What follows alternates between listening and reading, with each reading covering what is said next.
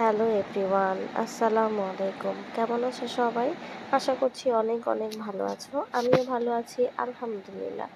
তো গতকাল আমি গিয়েছিলাম, আমি আগে যে বাসায় ছিলাম মানে থাকতাম আমরা, সেই বাসায় আমি যে ফ্ল্যাটটায় ছিলাম সেই ফ্ল্যাটটা এখনও খালি।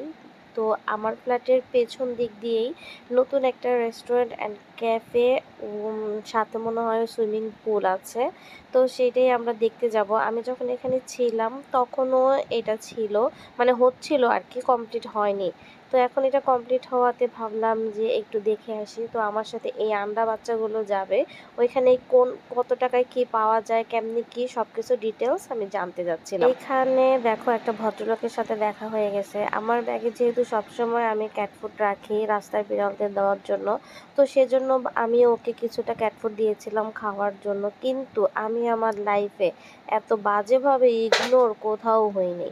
সে আমার ক্যাট ফুড তো খায়ই নাই, আমার দিকে ফিরেও তাকায় নাই, চলে গেছে। তো আমরা যখন ওইখানে গিয়েছিলাম তখন এটা ক্লোজ হয়ে যাবে আর 5 মিনিটের মধ্যে, তখন আমরা গিয়েছিলাম।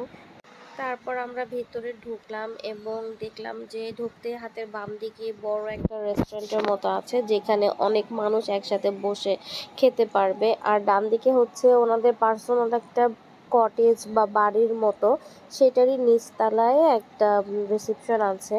তো এখানে আমরা সুইমিং পুলের দিকে যাচ্ছিলাম যে দেখি কিরকম কি, কতটা জায়গা এরিয়াতে কতখানি বড়। সুইমিং পুলটা মোটামুটি বড়ই। এখানে ওনারা হচ্ছে একটা সিস্টেম করছে, সেটা হচ্ছে সকাল 9টা থেকে 10টা, 10টা থেকে 11টা এর মধ্যে মহিলারা গোসল করতে পারবে, তখন আর কোনো ছেলে মানুষ ওনারা অ্যালাউ করবে না। তারপর বাইরে থেকে যদি অন্য কোনো মহিলারা আসে, মানে আর যারা বুকিং নেবে সকালবেলা, তার মধ্যে যদি অন্য কোনো মহিলারা আসে তখন তাদেরকে অ্যালাউ করবে, কিন্তু কোনো ছেলে মানুষ অ্যালাউ করবে না এই 2 ঘন্টা।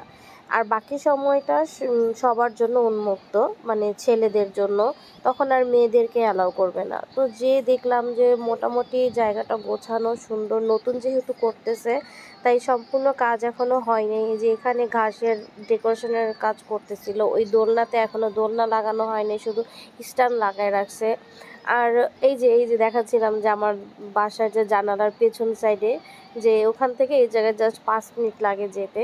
আর এটা হচ্ছে ওনাদের রেস্ট হাউস না পার্সোনাল কিছু একটা, আমি জানি না, আমি এত দূর যাইনি, ওপরে আমি যাইনি, আমি শুধু নিচের সুইমিং পুলটা দেখেই চলে আসছি।